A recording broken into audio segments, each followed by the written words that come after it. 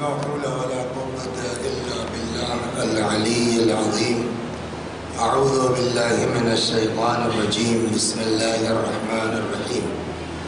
الحمد لله رب العالمين بارئ الخلائق أجمعين باعث الأنبياء والمرسلين، والصلاة والسلام والتحية والإكرام على البشير النذير السراج المنير سيدنا ونبينا وشفيعنا إن شاء الله أبي القاسم محمد.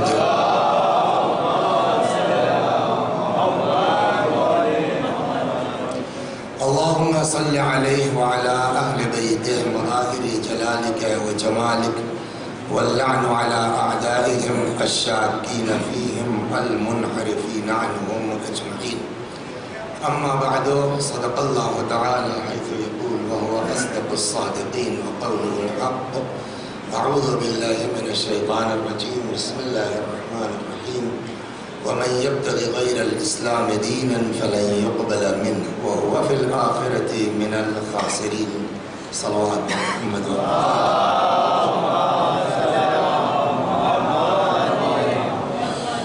مرحوم سید احمد زیدی ابن عاشق علی زیدی، مبارک حسین زیدی ابن فیاض حسین زیدی، سید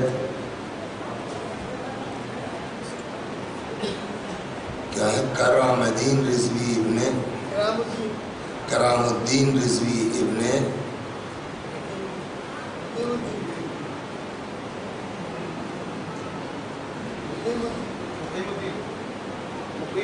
مقیم الدین رضوی، نوشاد علی ابن اسفندیار علی، زینت بی بی بنت راحت علی، ربا فاطمہ بنت شمشاد علی. اس نیت سے نام تو یاد نہیں رہیں گے آپ کو کہ جو میں نے نام گنائے ہیں ان کی جو ہے وہ ایصال ثواب کے لیے سورہ حمد و توحید کی تلاوت ہے. اعوذ باللہ من الشیطان الرجیم. بسم اللہ الرحمن الرحیم.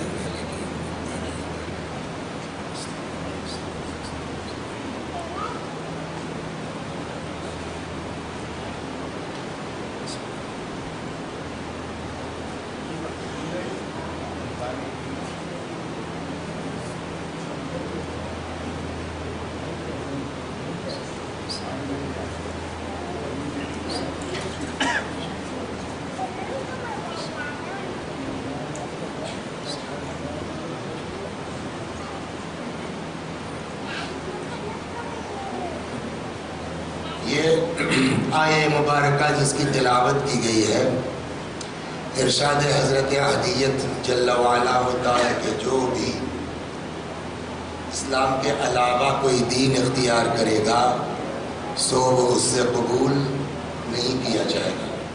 وَهُوَ فِي الْآخِرَةِ مِنَ الْخَاسِرِينَ، اور ایسا انسان قیامت میں گھاٹا اٹھانے والوں میں ہوگا.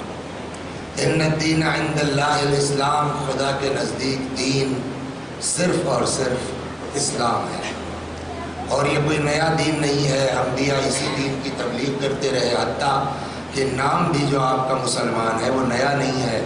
قرآن کہتا ہے ملت ابیکم ابراہیم هو سماکم المسلمین، یہ تمہارا نام ابراہیم تمہارے بابا حضرت ابراہیم سلام اللہ علیہ نے رکھا ہے. تو اسلام نجات کا سبب ہے، اسلام انسان کو گھاٹے سے بچانے کا ذریعہ ہے. لیکن سوال یہ ہے کہ کیا صرف مسلمان گھر میں پیدا ہونے سے ہم مسلمان ہو جائیں گے؟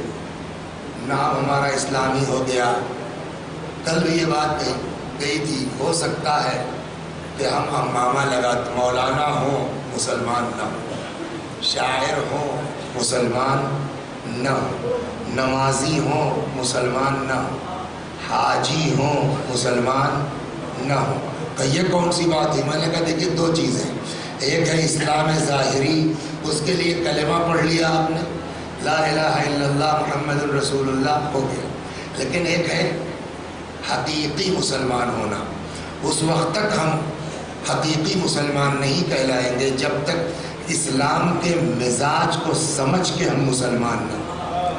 دین کا اسلام ہمارے مزاج کا نام نہیں ہے، بلکہ اپنے کو مرضی خالق میں ڈھال دینے کا نام اسلام ہے.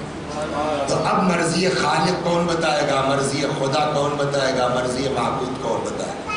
اس نے خود انتظام کیا اور ہر دور میں اپنی طرف سے انبیاء کا سلسلہ اس نے قائم رکھا۔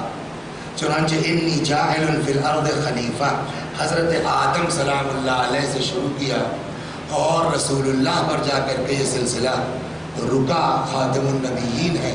اور پیغمبر نے بھی یہ فرمایا کہ میں جو جا رہا ہوں تو اکیلے چھوڑ کے تم کو نہیں جا رہا ہوں، بلکہ اسلام کو سمجھنے کے لیے دو وزنی چیزیں چھوڑ کے جاتا ہوں، ایک اللہ کی کتاب، دوسرے میری عطرت جو میرے اہل بیت میں ہے۔ تو اب صحیح اسلام سمجھنے کا ذریعہ دو ہی چیزیں ہیں، ایک کا نام ہے قرآن اور دوسرے کا نام ہے عطرت، اور یہ دونوں ایک دوسرے سے جدا نہیں ہوں گے یہاں تک کہ حوض کوثر پر ہم سے آن کے مل لیں۔ تو قرآن بتائے گا حقیقی اسلام کیا ہے، عطرت بتائے گی حقیقی اسلام کیا ہے۔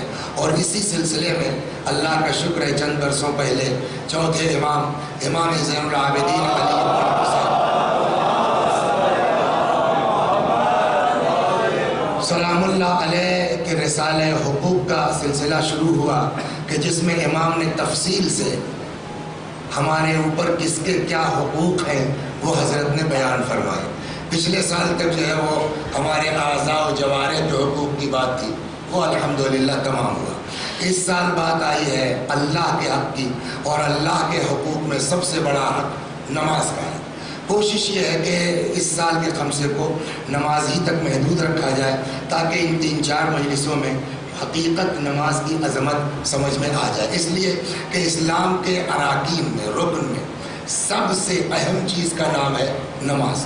روایت یہ کہتی ہے بنی الاسلام علی خمس، اسلام کی بنیاد 5 چیزوں پر ہے، الصلاۃ والزکوٰۃ، نماز ہے، زکوٰۃ ہے، خمس ہے، جہاد ہے، والولایہ اور محبت اہل بیت ہے۔ اہم ترین چیز اس میں کیا ہے؟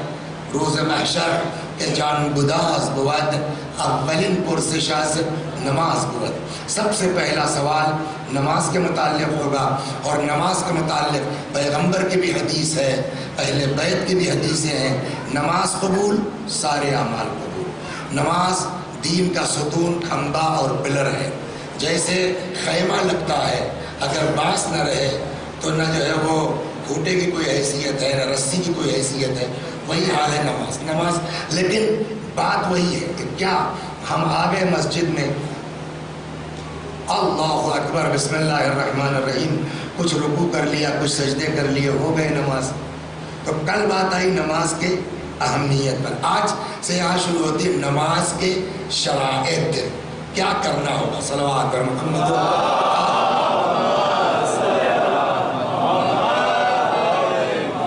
پہلی چیز نماز کے شرائط میں جو سب سے اہم ہے، اور دیکھیے یہ وہ چیز ہے کہ اس سے زیادہ خبیث اور گندی چیز شاید دنیا میں نہیں ہے، جس کے لیے صاف لفظوں میں قرآن نے کہا ہے اسم کبیر۔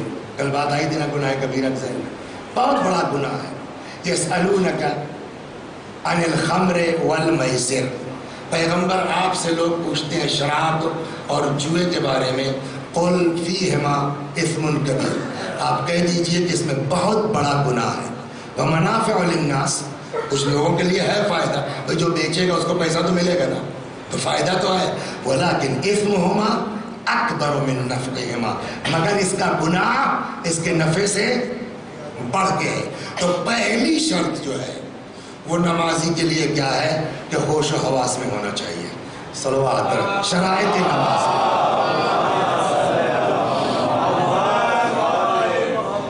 شراب بھی پیے آدمی، خدا کی بارگاہ میں بھی آئے، یہ نہیں چلے گا۔ کل بات یہ آئی تھی کہ امام نے کیا فرمایا، نماز وفادۃ الی اللہ، آپ خدا کے مہمان بن کے آ رہے ہیں، تو جس کے یہاں آپ جا رہے ہیں تو اس کی شخصیت کے اعتبار سے ہونا چاہیے نا۔ لہٰذا اس سلسلے میں قرآن مجید نے صاف لفظوں میں حکم دے دیا ہے۔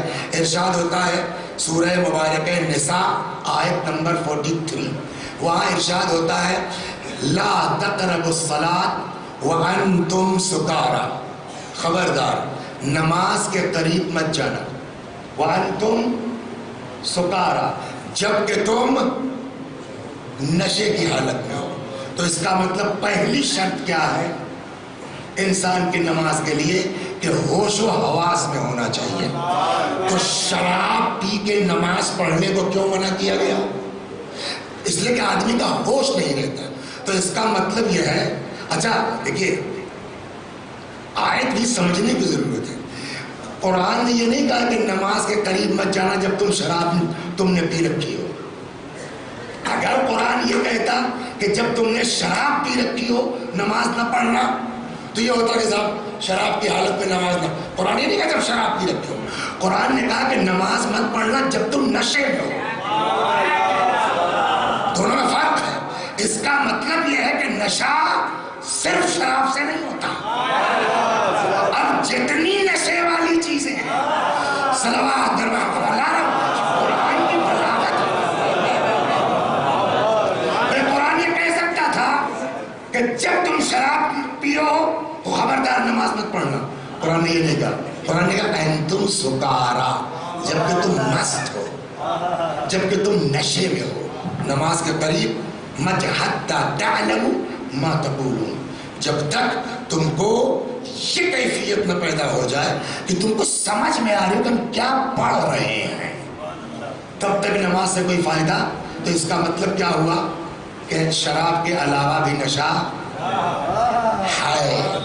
تو اب معاملہ صرف شراب کا نہیں ہے، کوئی بھی نشہ کیے ہو آدمی، نشیڑی کی نماز قبول۔ اب اہل بیت نے نشے کی بھی قسمیں بتا دی، صلوات پڑھی اور نشہ سناتا اور کتنے قسم۔ اور یہ روایت نقل کی ہے چھٹے امام نے اپنے جد سے، یعنی مولائے کائنات امیر المومنین سلام اللہ علیہ، مولا فرماتے ہیں اب ہم تم کو بتاتے ہیں نشہ کتنے قسم کا ہوتا ہے۔ سنیے، فرماتے ہیں السکر وہاں کہ وانتم سکارا، جب تم سکر میں ہو یعنی نشے میں ہو، وہی لفظ مولا نے یوز کیا ہے۔ السکر یہ نشہ، اربعون چار طرح کا ہوتا ہے۔ دیکھیے اس کو اگر آپ واقعی لکھ رہے ہیں تو میں رک کے سلو پڑھتا ہوں۔ السکر اربعون، نشہ کتنے قسم کا ہے؟ چار قسم کا۔ نمبر ایک سکر الشراب، پہلا نشہ شراب کا ہے وہ سب جانتے ہیں۔ دوسرا سکر المال، دوسرا نشہ دولت کا ہے۔ تو اس کا مطلب ہے کہ دولت کا نشہ بھی مال کے نشے سے، شراب کا نشہ کیا کرتا ہے؟ کسی کچھ نہیں سمجھتے، ہوش میں نہیں ہے، کیا بک رہے ہیں۔ تو یہی تو یہ مال کا نشہ چڑھتا ہے تب بھی تو یہی ہوتا ہے کہ چچا کو چچا نہیں سمجھتے، استاد کو استاد نہیں سمجھتے، رشتہ دار کو رشتہ دار نہیں سمجھتے، تو نشے کی بیس پہ تو ہے۔ اور یہ کسی اور نے مولا کا فکرہ ہے۔ السکر اربعون، نشہ چار طرح کا، نمبر ایک شراب، نمبر دو سکر المال مال کا نشہ، تیسرا سکر النوم نیند کا نشہ۔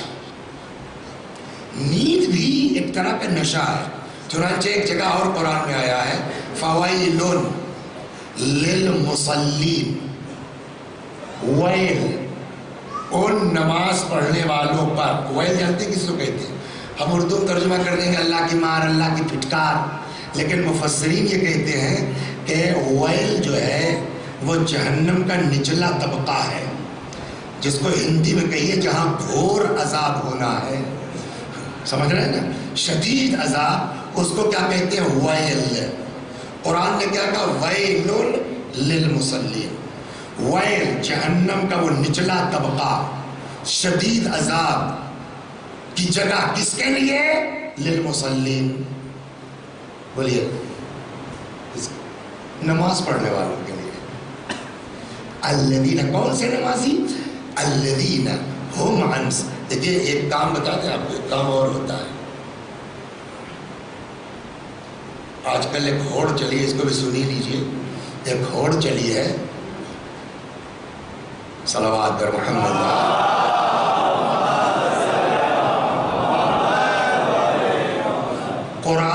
ثابت کرنے کی، ہے نا؟ آج کل ایک مسئلہ چل رہا ہے کیا؟ قرآن سے ثابت کر دے گا، تو قرآن سے تو ہم بھی ثابت کر دیں کہ نماز مت پڑھ دو۔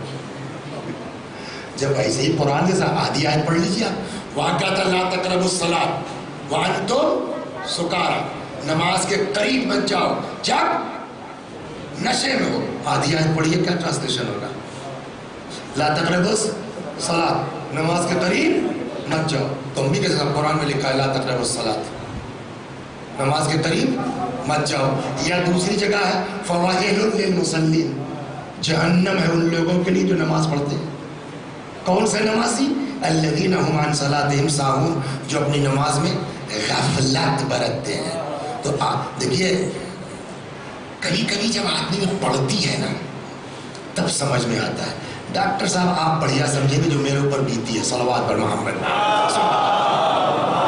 یہ جو پرابلم ہے آج کی، ابھی آ رہا ہوں، تو صاحب مجھ کو شوگر ہے، یہ سر بھی بیچارے انہوں نے جو آج بھیجا آدمی کو کہ جاؤ سمپل لے لو مولانا کا، تو یہاں برداشت تو ہے نہیں، آدمی کو کاٹ بھی لیا گیا تو رہ گیا معاملہ۔ تو میرا بھائی چھوٹا وہاں حیدرآباد میں ہے، ایک بار یہاں آ چکے ہیں، تو وہاں ایک شوگر اسپیشلسٹ ہیں ڈاکٹر اسلم عباس صاحب، تو وہ بیچارہ بھائی ہمارا لے کے پہنچا ان کے پاس کہ اسپیشلسٹ ہے دیکھ لیں، تو انہوں نے دوا ووا لکھ دی جو ہے۔ اب وہ دوا لینے کے بعد میں مچھلی پٹنم چلا گیا، ابھی یہاں سے پھر جاؤں گا، وہ پہنچ جاتا ہوں۔ وہاں ایک لڑکا بڑا مخلص ہے، امار ہے، امار کیا اب تو وہ area manager, regional manager, R M وغیرہ ہو گیا۔ تو اس نے کہا کہ وہاں کی ذرا قبلہ ذرا پرچہ دیکھیں آپ کا، کہ ہو سکتا ہے میری کمپنی کی ہو، بڑی کمپنی ریڈیز جو ہے وہ مشہور کمپنی، اس میں ہو سکتا ہے ہماری کمپنی کی ہو۔ تو میں نے اس کو پرچہ دکھلا دیا۔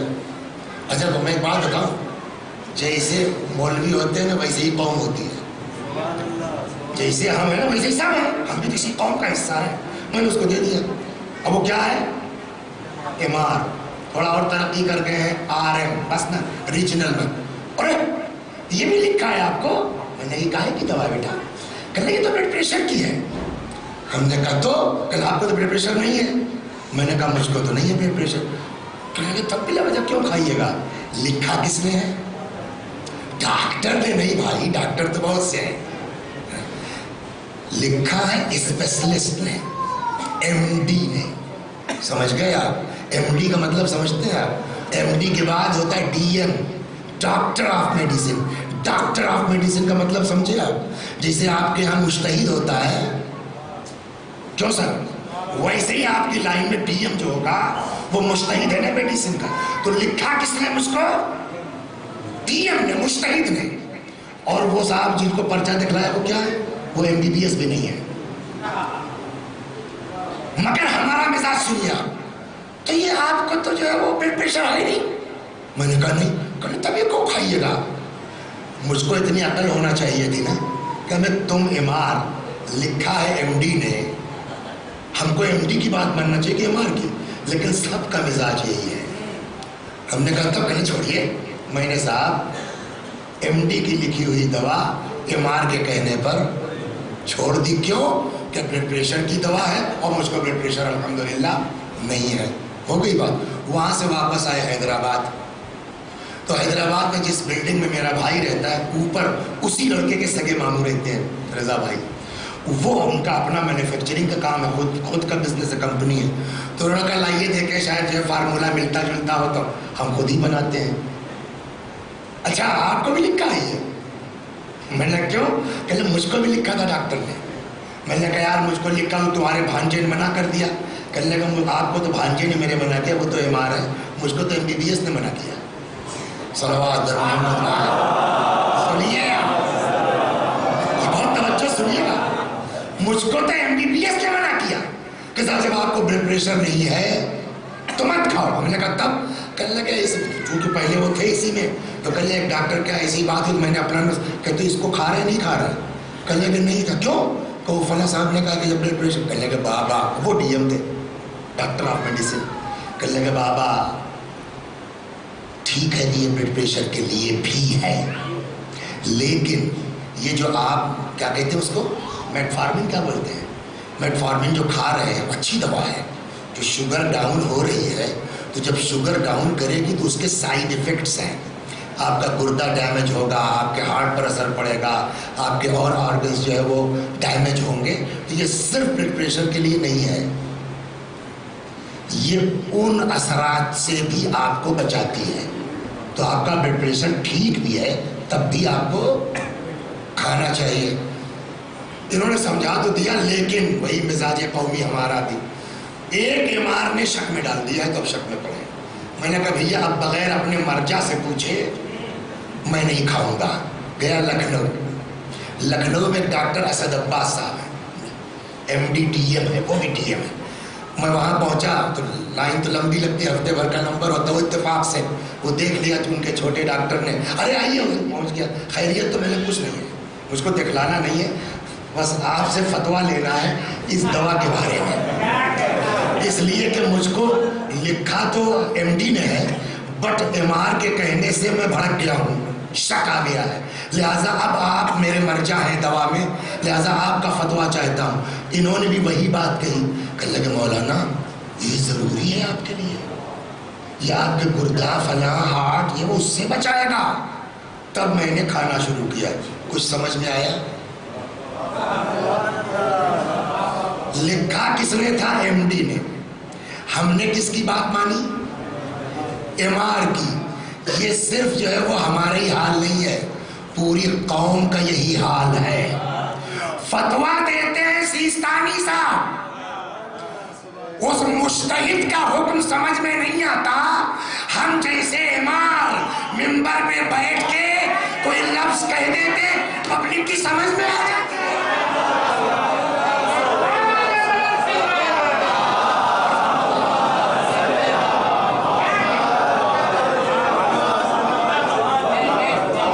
بھائی آئے سیستانی کے مقابلے میں ہماری اوقات کیا ہے؟ ہماری ہی تو ہیں. خامنئی کے مقابلے میں ہماری اوقات کیا ہے؟ ہماری ہی تو ہے. لیکن جیسے مولانا صاحب ویسی قوم ان کی کہے کہ شکوہ ہم کریں. جب تم نے ایم ڈی کی نہ مان کر کے ایم آر کی مان لی تو قوم میں مجتہد کی نہ مان کر کے تمہاری مان رہی ہے. لیکن میرے بھائیو نجات کس میں ہے؟ شفا کس میں ہے؟ صحت کس میں ہے؟ ایم آر کی ماننے میں یا ایم ڈی کی؟ تو جیسے دنیا میں ٹھیک ہے ایم آر سے دوا لے لیجیے آپ، ایم آر سے فائدہ یہ ہوگا کہ کچھ سیمپل والی دے دے گا، فری میں مل جائے گی، مگر نسخہ ہونا چاہیے ایم ڈی کا. ویسے ہی مجلس تو ہم سے سن لیجیے آپ، عمل ہونا چاہیے مجتہد کے فتوے پر. صلوات محمد را مجتہد سے غافل مت.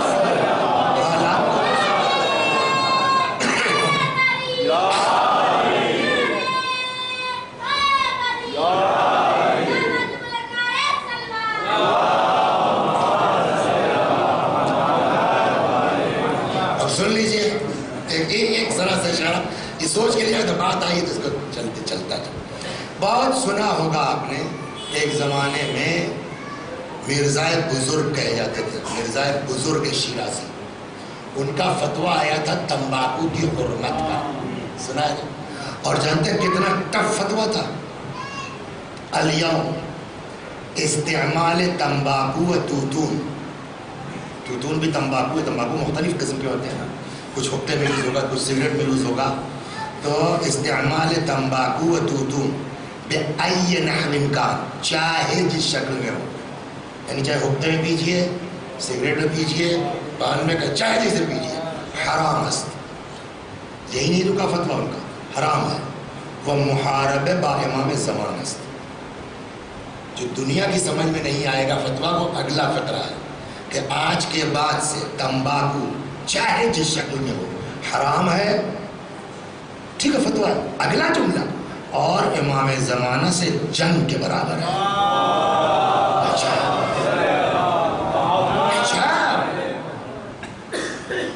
اب بات تو معقول ہے آپ کی، لیکن کیسے کہیں کہتا یہ تھوڑی سی ہے، ان کو کہہ دے کھسک جائیے اور کیا کرے جائے.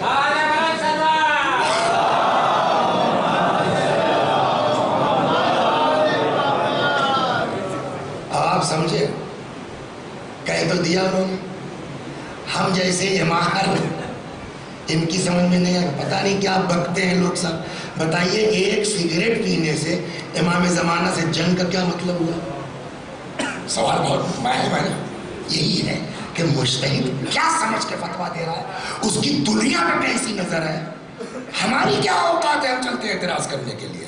اب سنیے، ہندوستان پہ انگریزوں نے قبضہ کیا کیسے؟ جنگ ہوئی، فوج لے کے آئے تھے، پھر جو ہم لوگوں نے پڑھا، بہت پڑھا لکھا نہیں ہوں، پرائمری تک، ایسٹ انڈیا کمپنی، تو ایک تجارت کے ہی عنوان سے آئے نا. اور پھر وہ تجارت دھیرے دھیرے دھیرے دھیرے کیا ہوا، پورے اتنا بڑا ملک، ایران تو اتنا سا ہے نا انڈیا کے مقابلے میں. آپ انڈیا سوچیے اس وقت کا، بنگلہ دیش اور پاکستان سب ملا کر کے اتنا بڑا ملک، اتنا سا ایران ہوگا نا. پورے انڈیا پر انگریزوں نے قبضہ کر لیا. کس بیس پر؟ تجارت کی بنیاد پر ہو گیا. اور کمال یہ ہے کہ یہ جو مرجع تھے مرحوم شیرازی مرزا بزرگ، یہ نجف میں رہتے تھے، ایران میں نہیں تھے. شاہ ایران سے اس زمانے میں ناصر الدین شاہ قاجار کا زمانہ طے کا تھا. برٹش سرکار سے معاہدہ ہوا تمباکو کا، بس اور کچھ نہیں ہے.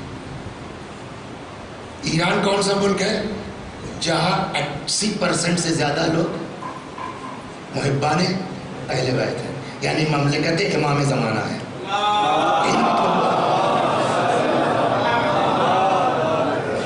اب اگر جو ہے وہ کوئی چڑھائی کر دے، جنگ کرے، اور ہم اس جنگ میں چڑھائی والے کا ساتھ دے کر کے پورا ملک ان کے حوالے کر دیں، تو ہم نے امام زمانہ جنگ کی کہ نہیں کی؟ یہاں انہوں نے فتویٰ یہی دیا کہ آپ بظاہر تمباکو لے رہے ہیں، آپ بظاہر سگریٹ پی رہے ہیں، لیکن بباطن ایسٹ انڈیا کمپنی کے پیر مضبوط کر رہے ہیں. اور یہ آپ کے دھوئیں اور آپ کے سگریٹ سے دھیرے دھیرے دھیرے دھیرے انگریزوں کے پیر جمیں گے، اور دھیرے دھیرے دھیرے جو حال ہندوستان کا ہوا، وہاں بھی جو ہے وہ برٹش کیا ہو جائے گا، قابض ہو جائے گا. نتیجہ آپ بظاہر سگریٹ پی رہے ہیں، لیکن اس دھوئیں میں امام زمانہ کے ملک کو ان کے حوالے کر دیا. نتیجہ کیا ہوا؟ جیسے ہی فتویٰ آیا مرجعیت. اسی لیے آج جو مرجعیت کے خلاف بیانات ہو رہے ہیں تاکہ لوگوں کو دور کیا جائے کہ یہی طاقت ہے جس سے ہم کامیاب نہیں ہو سکتے.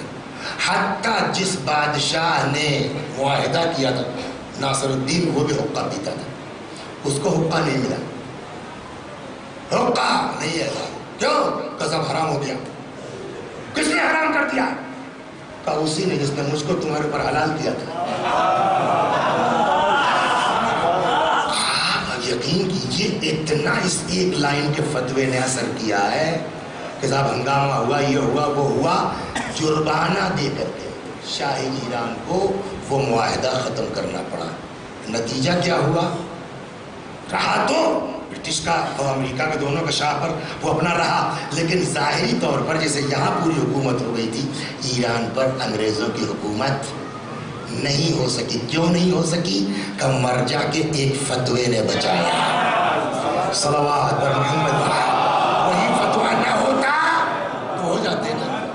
تو میرے بھائیوں، آپ ہم سے مصائب سن لیجئے، فضائل اہل بیت سن لیجئے. جب عمل کی بات ہو تو اپنے مجتہد کے فتوے پر عمل کیجئے. فتوے کے مقابلے میں امار کی دلیل مت سنیے، برباد ہو جائیے گا. صلوات بر محمد.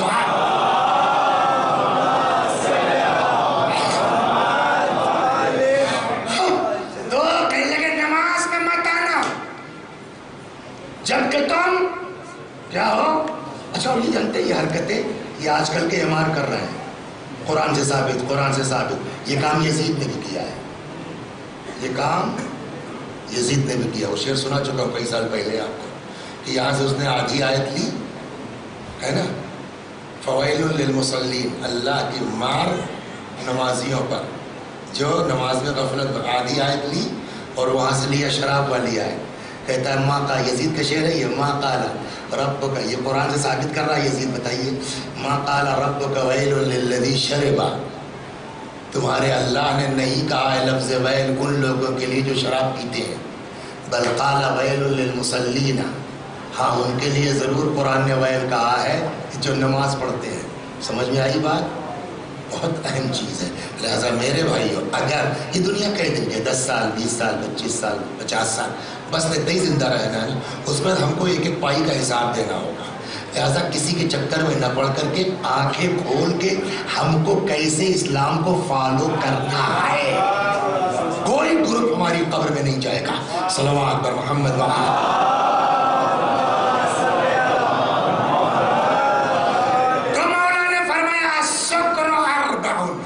نشے کی ہی بہت اہم چیز ہے. نمبر 1 سکر الشراب. ایک تو شراب کا نشہ، دوسرا سکر المال، ہاں مال کا نشہ. تیسرا یہاں سے بات بولا سکر النوم، نیند کا نشہ. تو ہم لوگ جب پڑھتے تھے تو ہم لوگ کے استاد تھے، وہ آتے تھے جو ہے وہ ہفتے میں 1 یا 2 دن کے لیے وہاں سے تہران سے تفسیر کا درس کا. تو اس پر وہ اچھا وہ تو استاد ایسے تھے کہ جو درس پڑھاتے نہیں تھے، دکھاتے تھے. بڑا مزہ آتا تھا رائے کراچی کا جو. تو اس آیت پر پہنچے وہ فویل للمصلین الذین هم عن صلاتهم ساہون. اللہ کی مار ان نمازیوں پر جو نماز میں غفلت برتتے ہیں. تو اس کو نے کر کے بتایا کیسے غفلت والی نماز. کہ جیسے صبح اٹھے آپ جو ہے وہ ایسے بسم اللہ الرحمن الرحیم الحمد للہ ایاک نعبد و ایاک نستعین. کہنے لگے یہ ہے نشے کی حالت کی نماز. تیسرا نشہ کیا ہے؟ سکر النوم، نیند کا نشہ. نہیں آپ کھول پا رہے تو کچھ کھا لو، کچھ پی لو، کچھ چائے پی لو، خود بھی پی لو، مولانا کو پلا دو، تب جماعت کرنی. میں اپنے میں نہیں کر رہا بھائی، مولانا مطلب میں اس نماز کی بات کر رہا ہوں. صلوات پر محمد.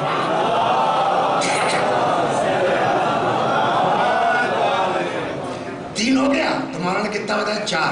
سکر الشراب، سکر یہ جانتے ہیں، یہ میرا ایک اپنا ہنر ہے، یہ بار بار ریپیٹ کیوں کرتا ہوں یاد ہو جائے آپ کو نہیں اپنے کو، کہ بعد میں کام دے گی. نہیں اس وقت دیکھ کے 4-6 بار دوہرا لیں گے تو رات. تو سکر الشراب، سکر المال، سکر النوم. تیسرا سکر الملک، اقتدار کا نشہ.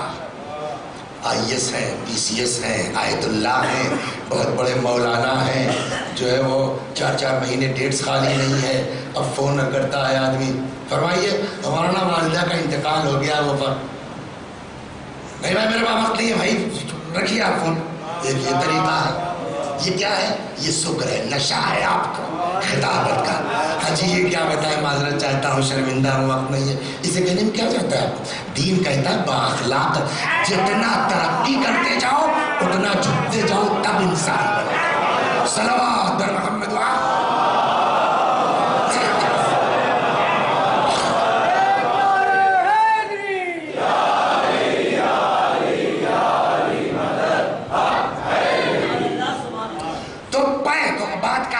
شرائط نماز. پہلی شرط کیا ہے؟ نماز ہوش اور حواس میں. نشے کی، شراب کی بات نہیں ہے، نشے کی حالت میں نماز نہ ہو. اور وہ نشہ مال کا بھی ہو سکتا ہے، اقتدار کا بھی ہو سکتا ہے، نیند کا بھی ہو سکتا ہے، شراب کا بھی ہو سکتا ہے. تو پہلی شرط نماز کی کیا ہے؟ رک جائیے، یہ نشہ جو ہے صلوات پر محمد.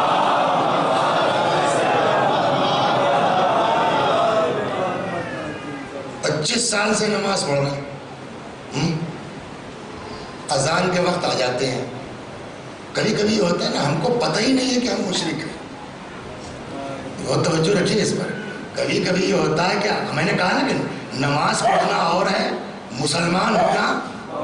ہو سکتا ہے نماز پڑھ رہے ہوں لیکن ہم کو خود نہیں پتا ہے کہ ہم جو ہے وہ نماز تو پڑھ رہے ہیں بٹ مسلمان نہیں ہے، مشرک ہیں. کیسے؟ نماز پڑھ رہے ہیں تو ہم اگلی صف میں مولانا کے پیچھے رہتے ہیں. دنیا سمجھ رہی بڑے مومن آدمی ہے، صاحب اولے وقت آتے ہیں. ہم کو بھی یہ احساس ہے کہ ہم بڑے مومن ہیں، اولے وقت آتے ہیں. ایک دن کہیں پھنس گئے، لیٹ ہو گئے، صف کھڑی ہو گئی، ہم کو پچھلی صف میں کھڑا ہونا پڑا. اب اندر سے یہ ارے یار بتاؤ آج پچھلی صف میں.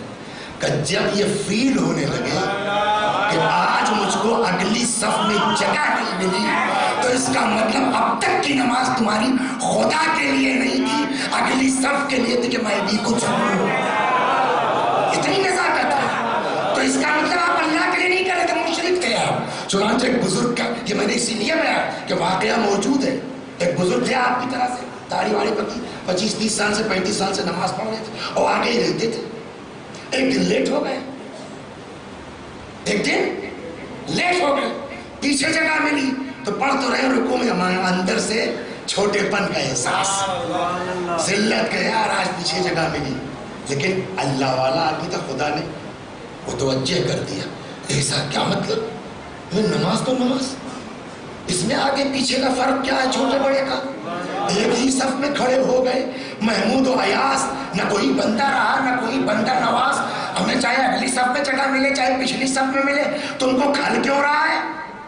اس کا مطلب تم مومن نہیں ہو. اپنے کو اس نے فیصلہ کیا. یہ بھی خدا کا کرم ہے کہ اگر وہ کسی کو متوجہ کر دے. کہتے ہیں کہ مومن آدمی تو پورے 35 سال کی نماز اس آدمی نے قضا بھری ہے کہ یہ نماز میری اللہ کے لیے نہیں تھی، یہ تو آگے دکھلانے کے لیے پبلک کے لیے تھی. شرک ہے.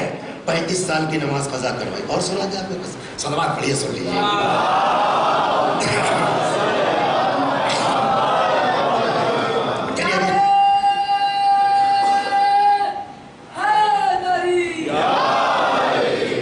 اس میں ہمارے دوست ہیں نا تو حق کے دوستی ادا کر رہے ہیں، ورنہ مجلس میں کوئی دم تھوڑی ہے. صلوات محمد. اب اس پر آتا ہوں. تو پہلی شرط ہوش میں نماز پڑھو، ٹھیک. دوسری شرط خلوص، اخلاص کے بغیر کسی نماز سے کوئی فائدہ نہیں ہے. چنانچہ پھر مولا سے، امیر المومنین سے روایت ہے، کیا فرماتے ہیں؟ طوبا لمن اخلص للہ العبادہ والدعاء. کیا کہنا اس آدمی کا جس کی عبادت اور جس کی دعا خلوص کے ساتھ ہو. ولم یشغل، اب خلوص کیسے آئے گا؟ یہ سب سے بڑی چیز ہے. ولم یشغل، اور مشغول نہ ہو جائے. اس کی آنکھ جو دیکھ رہی ہے، اس کا کان جو سن رہا ہے. مطلب سمجھے اس کا؟ خلوص کی پہچان کیا ہے؟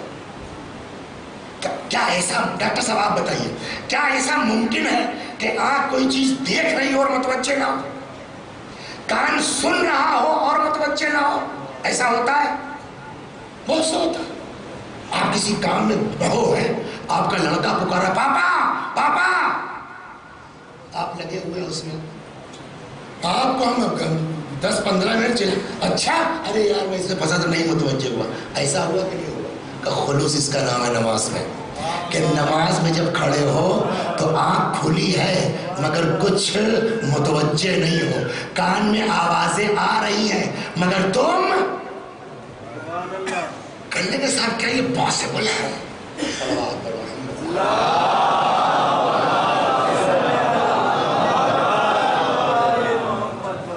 مشکل ہے، ناممکن تو نہیں بٹ مشکل ہے. اور شاید ہم جیسے لوگوں کے لیے ناممکن بھی کہہ دیجئے، لیکن ایسے لوگ ہیں کہ عام حالت میں ایسا تیر گھسا ہوا ہے کہ کوئی چھو نہیں سکتا ہے نا. اور جناب فاطمہ نے کہا بھیا ایک ہی وقت ہے تیر نکالنے کا. کب؟ کہ جب یہ نماز میں کھڑے ہو جائیں تو پھر ان کو کچھ سمجھ میں نہیں آتا، نماز کے وقت تیر نکالا جائے. کل وہ تو مولا کی بات ہے، میں نے کہا مولا کے علاوہ سن لیجیے. صلوات محمد. دیکھیے مل جائے ایک اور سلمان پڑھیے، مل جائے تو خوشنود امام زمانہ بلندتر سلوات.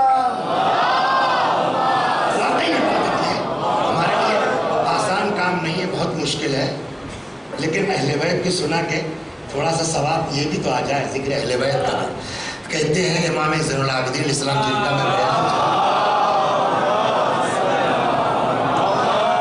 فرماتے ہیں وَسَقَطَ لَهُ ابْنٌ فِي بِئْرٍ.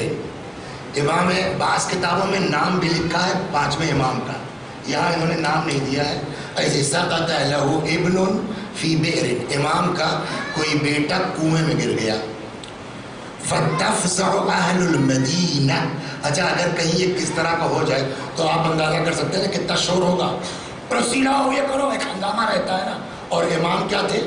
حتیٰ اخرجو، یہاں تک کہ شور ہنگامہ ہوتا نا، پبلک نے لڑکے کو امام کے نکال بھی لیا، لیکن امام وَكَانَ قَائِمًا يُصَلِّي، امام کھڑے نماز پڑھ رہے تھے.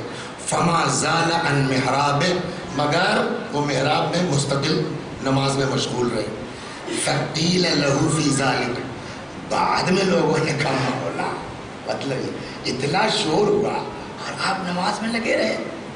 امام نے فرمایا ما شعرت، اچھا میں نہیں متوجہ ہوا، میں نہیں متوجہ ہوا. ایسا کیسے؟ فرمایا انی کنت اناجی ربا عظیما، اس لیے کہ میں اپنے عظیم پروردگار کی بارگاہ میں مناجات کر رہا تھا تو میں ادھر متوجہ تھا، میں نے تم لوگوں کا شور نہیں سنا. یا یہ تو الگ سے ہے نا، نماز یہاں پڑھ رہے ہیں، کنواں وہاں ہے، شور ہوا. ایک وقت تو وہ آیا کہ جس کمرے میں مولا نماز پڑھ رہے تھے اسی میں آگ لگ گئی، باہر کی بات نہیں ہے. وَوَقَعَ الْحَرِيقُ وَالنَّارُ فِي الْبَيْتِ الَّذِي هُوَ فِيهِ، آگ لگ گئی اسی کمرے میں جس کمرے میں امام زین علیہ السلام نماز پڑھ رہے تھے. وہاں تو جنرل شور تھا، یہاں امام کو پکار رہے ہیں لوگ. وَكَانَ سَاجِدًا فِي صَلَاتِهِ، امام سجدے کے عالم میں تھے. فَجَعَلُوا يَقُولُونَ اللَّهِ، پبلک چلاتی رہی یبن رسول اللہ یبن رسول اللہ، النار النار، اے فرزند پیغمبر اے فرزند پیغمبر، آگ لگی ہے آگ لگی ہے. فما رفع رأسه من سجودہ، امام نے سجدے سے سر نہیں اٹھایا. فقیل لہ ما الذی الہاک علی، ارے مولا یہ کس چیز نے آپ کو اتنا بے نیاز کر دیا تھا؟ آگ جل رہی ہے اور شور مچ رہا ہے مگر آپ سجدے میں. جواب سنیے گا. فرمایا نار الآخرہ، امام معصوم ہے، ان کے گناہ نہیں ہے. یہ آپ کو نار الآخرہ کا جہنم کی آگ نے مجھ کو ہر طرح کی اس سے بے نیاز کر دیا تھا. مطلب کیا ہوگا؟ یہ آئے گا کیسے؟ کہ ایک تو عظمت پروردگار ذہن میں ہو تمہارے، کہنے ایسے کے بات ہوئی کہ جب کھڑے ہو تو لحاظ رکھو کہ ہم جو ہے وہ خدا کے سامنے ہیں. دو، اس عذاب کا خیال رکھو تو ہر چیز سے تم جو ہے وہ بے نیاز ہو کے متوجہ ہو جاؤ گے. تو لہٰذا پہلی شرط کیا ہوئی؟ نماز کے لیے ہوش میں ہو، کسی طرح کا نشہ نہیں ہونا چاہیے. نمبر دو، اخلاص. اخلاص کیسا؟ فرماتے ہیں توبہ، مولا فرماتے ہیں توبہ لمن اخلص للہ العبادہ. کیا کہنا اس آدمی کا جس کی عبادت اور دعا میں خلوص آ جائے. ولم یشغل قلبہ بما تری عیناہ، دل اس بات کی طرف متوجہ نہ ہو جو آنکھ دیکھ رہی ہے.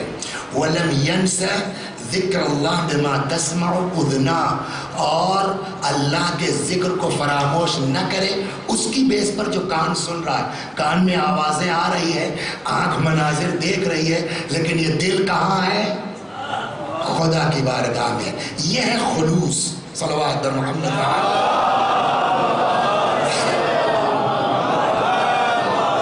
اور جب اخلاص آتا ہے نا، اب میں سناتا ہوں، میں نے کہا ایک قصہ سناتا ہوں، تو میں نے سوچا یہ حدیث سنا تو پھر اس قصے پہ جاؤ تو اور مزہ آئے گا، اس لیے کہ اس میں جو ہے وہ اخلاص مین چیز ہے. بات نشے کی نہیں، اخلاص کی تھی. اور جب آدمی کا اخلاص ہوتا ہے نا، یہ اخلاص میں گڑبڑ کہاں سے آتی ہے؟ دو تین چیزیں ہیں جو خلوص کو ہمارے گڑبڑ کرتی ہے، جس میں پہلی چیز ہے جس کا نام ہے ریا. ریا مانے ریاکاری ہے نا، دکھاوے کے لیے. یہ ریاکاری کیوں چاہتے ہیں آپ یہ ریاکاری کیوں چاہتے ہیں آپ؟ کہ تاکہ پبلک میں بھاؤ بن جائے، ہے نا، سکہ جم جائے. منافق کی پہچان بتاؤ کیا ہے؟ روایت ہے یہی ہے کہ اکیلے کی نماز اور پبلک والی نماز اور. وہاں کمرے میں اوپر وسیع صاحب نماز پڑھ رہے ہیں، اللہ اکبر، بسم اللہ الرحمن الرحیم، الحمدللہ رب العالمین الرحمن الرحیم مالک یوم الدین. اور یہاں مسجد میں آ کے پڑھ رہے ہیں ایاک نعبد و ایاک نستعین. کیا اسی کا نام ہے ریاکاری؟ اسی کا نام ہے کیا؟ مکاری. یہ مولانا صاحب نے کیوں کیا ہے؟ تاکہ پبلک میں یہ بات جائے بڑا مومن آدمی ہے، ارے بڑا خراب، اس کی نماز دیکھیے صاحب، ہے نا. خدا کہتا ہے یار تم اس چکر میں مت پڑو، یہ کام میرا ہے تمہارا نہیں. صلوات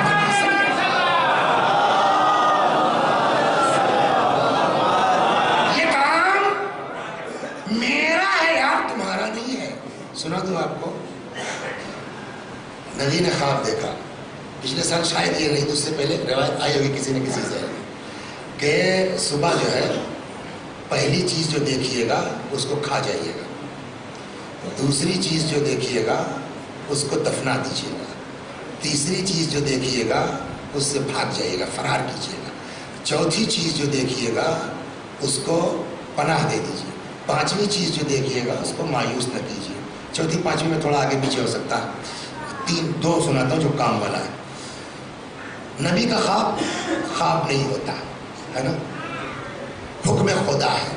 جناب ابراہیم نے خواب دیکھا، اسماعیل نے کہا بابا وہ کر دی جو آپ کو آدیش کیا گیا ہے، یا ابت افعل ما تؤمر. تو نبی کا خواب نہیں ہے، آرڈر ہے. اب صبح اٹھے، کیا تھا کیا تھا پہلی چیز جو ملے اس کو بولو کھا جانا. جیسے ہی گھر سے باہر نکلے سامنے جو ہے وہ کل تک تو ریلوے اسٹیشن تھا، آج نکلے دیکھا بڑا سا کالا پہاڑ. یار اس کو کیسے کھا جائے؟ لیکن نبی ہے، دو چیزیں ہیں ان کے یہاں، ایک تو یہ کہ اللہ ناممکن چیز کا حکم ہی نہیں دے سکتا، ہو ہی نہیں سکتا. دوسرے یہ کہ شاید چلیے امتحان ہو تو ابھی سے ہم کیسے بیٹھ جائیں کہ سب نہیں کر پائیں گے. ہم کو اپنی کوشش کرنا چاہیے. خالی الحمدللہ لسا ہم گئے تو اتنا بڑا پہاڑ کیسے کھا جاتے ہیں.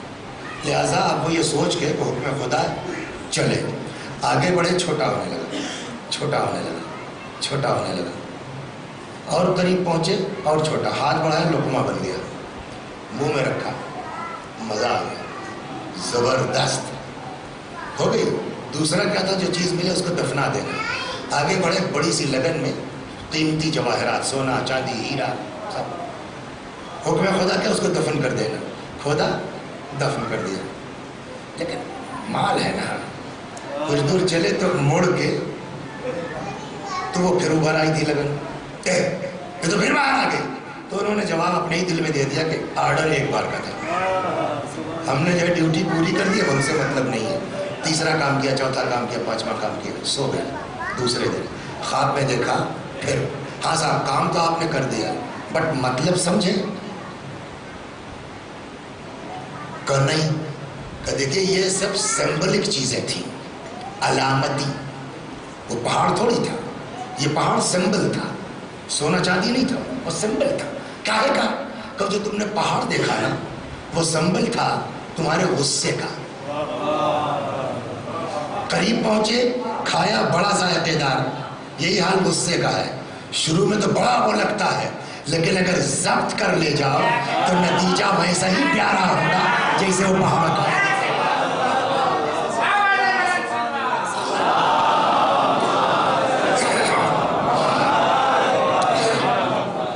اور دوسری چیز جو تم نے دیکھا لگن میں قیمتی چیزیں، وہ قیمتی چیزیں کیا تھی؟ ہیرے جواہرات، سونا چاندی. سونا چاندی تھوڑی تھا، وہ تمہارے تھے نیکیاں، نیک اعمال. وہ کاہے کے سمبل تھا، تم نے دفن کر دیا. آگے بڑھے، وہ پھر اوپر آیا. مطلب سمجھے؟ کا نہیں. کا مطلب یہ ہے کہ نیکی کر کے دبانا تمہارا کام ہے، ابھارنا میرا کام ہے. سمجھ گئے؟ یہی میں کہہ رہا تھا، بھیا یہ کام خدا نے اپنے ذمہ لیا ہے. مولوی صاحب تم 4 دن مکاری کر کے پبلک کو بیوقوف بنا سکتے ہو. ایاک نعبد و ایاک نستعین. لیکن ایک دن معلوم ہوا صاحب اچانک کسی کو تکلیف ہو گئی، پیٹ میں درد ہو رہا ہے، صبح کا وقت ہے، دیکھو مسجد مولانا صاحب آئے کہ نہیں آئے؟ نہیں آئے. دیکھو اوپر ہوں گے. وہاں پہنچے تو مولانا صاحب نماز پڑھ رہے تھے، دروازہ اتفاق سے کھلا تھا. اب یہ کھڑا ہو گیا، وہی مولوی صاحب سبحان ربی العظیم، سبحان اللہ، سبحان ربی العظیم. یار مسجد میں تو ایسے پڑھتے ہیں, گھر میں ایسے پڑھتے ہیں, 1 منٹ نہیں لگے گا راز کھلنے میں.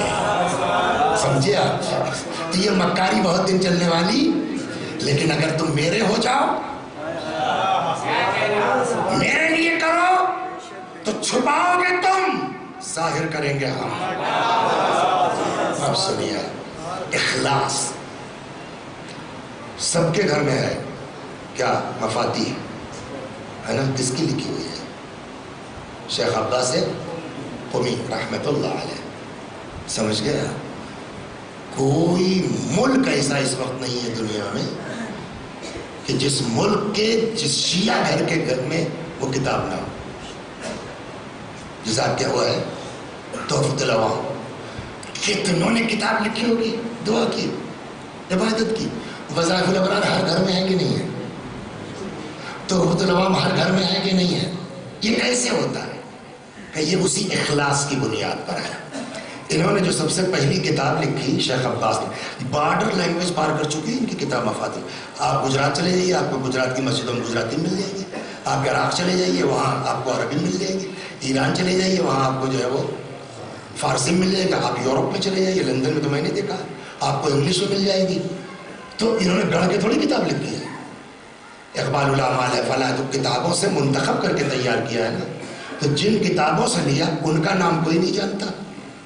ان کی کتاب ہر گھر میں ہے. وجہ کا وہ اخلاص, اس کا وعدہ ہے ہم تم کو جو شہرت دیں گے تم ٹینشن مت لو. وہ کرتا ہے, خود نقل کرتے ہیں. کہنے لگے صاحب ان کی پہلی کتاب ہے منازل الاخرہ, کہ روح نکلنے سے لے کے وہاں تک کیا صورتیں ہوں گی. بڑی زبردست کتاب ہے, اور ان کی جوانی کتاب ہے, بچپنے کی یوں کہہ لیجیے. کہنے لگے صاحب وہ کتاب جو ہے, جیسے میں نے کتاب لے کے پڑھتا ہوں, تو ان کے محلے کی جو مسجد تھی تو وہ پیش نماز صاحب بھی وہی کتاب لے کے ان کی منازل الاخرہ سے پڑھتے تھے. تو یہ مجلس بھی صاحب اللہ کے اوپر ہے. اپنی ایریا سے پوچھیے گا کہ ایک ہی مجلس ہے, یہاں پڑھا میں نے, خوب زبان چل رہی ہے, اور اس کے بعد صاحب وہیں جا کر کے ہم کسی بھوپال میں کسی اور مسجد میں, اور نہ الفاظ یاد آ رہے ہیں نہ وہ کچھ یاد آ رہا ہے, وہ کسی صورت سے آدھے گھنٹے میں اتر گئے. تو کبھی کبھی قدرتی طور پر فلو ہوتا ہے, اور کبھی ایسے ہی ہو جاتا ہے. اس دن وہ جو پیش نماز صاحب زبردست بیان ہوا, شیخ عباس قمی کے والد مسجد میں جاتے تھے, ان کو اس دن مجلس بڑی اچھی لگی اپنے پیش نماز صاحب. ہر باپ کو شوق ہے کہ ہمارا لڑکا کیسے ہو جائے. وہ گھر آئے, اتنے میں شیخ عباس آ گئے حرم سے اپنا درس ورس کے بعد. کہنے لگے بیٹا آج ہمارے پیش نماز آنے بہت زبردست بیان دیا ہے, زبردست, میرا دل چاہتا ہے تم بھی ان کی طرح پڑھنے لگتے. شیخ فرماتے ہیں میرے یہاں تک آیا کہ میں کہوں ابا جس کتاب سے پڑھ رہے تو میری لکھی ہوئی ہے, لیکن پھر میں نے روک لیا اپنے آپ کو کہ اس پیش نواز صاحب کی آبرو سے میں کیوں کھیلوں. اگر میں نے خدا کے لیے کیا ہے تو اب باپ کو بھی بتا کے کیا کروں گا. جب آدمی کے اندر اتنا اخلاص ہوتا ہے, 100 سال مرنے کے بعد بھی جو ہے وہ ابھی بھی آدمی زندہ ہے. بس ایک چیز ان کی سنانا, کچھ قصہ تھے, گھوم گئے ادھر, اس کو سنیے پھر واپس چلتا ہوں. صلوات ہو 15 منٹ.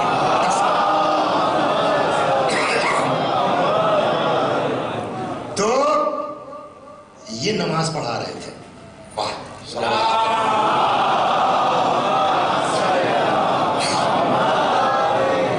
مشہد کی بات ہے, ظاہر ہے غالباً مشہد کی بات. نماز پڑھا رہے تھے. نماز پڑھانے کے بعد اچانک جو ہے وہ ظہر کی نماز ختم ہوئی, اٹھے, بھیا عصر کی نہیں پڑھا پاؤں گا, آپ لوگ اپنی اپنی پڑھ لیجیے. باریکی دیکھیے, نماز تو ہم سب لوگ پڑھتے ہیں, لیکن کیسی نماز. السلام علیکم ورحمۃ اللہ وبرکاتہ, تمام. ان کا بھیا ایسا ہے ظہر کی ہو گئی نا, آپ لوگ عصر کی پڑھ لیجیے. آئی ایم ویری سوری, میں نہیں پڑھا پاؤں گا. چلے گئے, پھر نماز نہیں پڑھائی. ہم لوگ کیا ہیں, بڑے لوگ کیا, بہت اس لڑکا نہیں دیا, میں نہیں اس قابل نماز پڑھانے کے لائق نہیں. اتنا بڑا آدمی کہہ رہا میں نماز پڑھانے کے لائق نہیں. کیوں؟ کہنے لگے میں رکوع میں تھا. تو جب آدمی لیٹ ہوتا ہے نا, یا اللہ اے اللہ ما صابرین, مطلب تھوڑا بڑھائیے سر رکوع کو. تو کہنے لگا میں رکوع میں تھا, پیچھے سے آواز آئی یا اللہ. تو آواز بتا دیتی ہے دوری, کہ فاصلے سے آ رہی ہے. تو اندر سے ایک طرح کا ہو یار ماشاءاللہ بڑا مجمع ہو رہا ہے. کرنے کے پھر مجھ کو احساس ہو مجمع کی قلت و کثرت جب تمہارے دل کو بدل سکتی ہے تو پھر خدا کہاں ہے؟ اور جس کے دل میں خدا نہیں ہے اس کو پیش نمازی کا اختیار کہاں ہے؟ صلوات اور اخلاص ہے، اپنے آپ کو فنا کر دینا خدا کی راہ میں، یہ اخلاص ہے۔ چنانچہ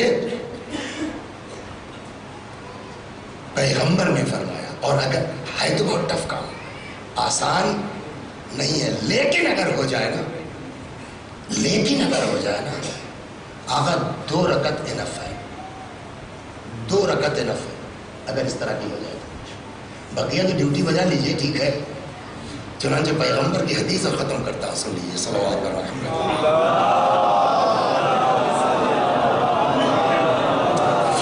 پیغمبر نے فرمایا من صلی رکعتین، اگر کوئی 2 رکعت نماز پڑھ لے، لم یحدث فیہا نفسہ بشیء من الدنیا، اور ذہن میں دنیا کا کوئی خیال نہ ہے دل میں، غفر لہ ما تقدم من ذنبہ، یہ 2 رکعت نماز جتنے گناہ ہیں پچھلے سب معاف کروا دے گی۔ لیکن یہ آسان کر، اس پورے مجمع سے پوچھئے ہے کوئی آدمی ایسا جس کے جو ہے وہ اکاؤنٹ میں 2 رکعت نماز ایسی ہو کہ پوری 2 رکعت میں کہیں سے اللہ کا تصور نہیں آیا؟ اللہ اکبر۔ تو اب کیا کریں صاحب، یہ تو آپ تو ایسی بات بتا رہے ہیں مولانا وسیع حسن صاحب کہ نماز ہی پڑھنا چھوڑ دے پبلک، بس ختم کرنا، صلوات آئے نہیں، کہاں سے آئے وہ اخلاص؟ یہ صاحب 2 رکعت نماز ذرا سا دنیا کا خیال نہ آئے تو بھیا ہمارے بس کا تو نہیں ہے۔ جب نہیں ہے تو فائدہ کیا اٹھک بیٹھک لگانے سے؟ جواب، اٹھک بیٹھک لگاتے رہو، ہو سکتا ہے یہی دھیرے دھیرے تم کو کسی منزل تک پہنچا دے۔ اب سنیے،